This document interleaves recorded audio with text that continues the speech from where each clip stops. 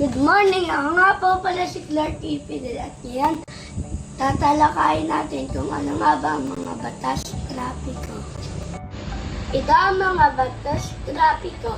Paunawa, sundin natin ang mga batas trapiko upang makaiwas sa mga aksidente. Una, pedestrian lane. Dito tumatawid ang mga tao. At isa ito sa mga tamang tawiran ng mga tao. Pangalawa, loading and unloading zone. Dito nagsasakayan at nagbabaan ng mga tao.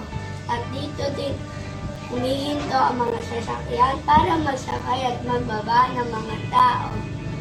Pangatlo, stop o hinto o ticket.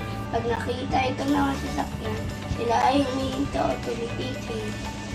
Apat, no parking. Bawal umarada kahit anong klase sasakyan dito.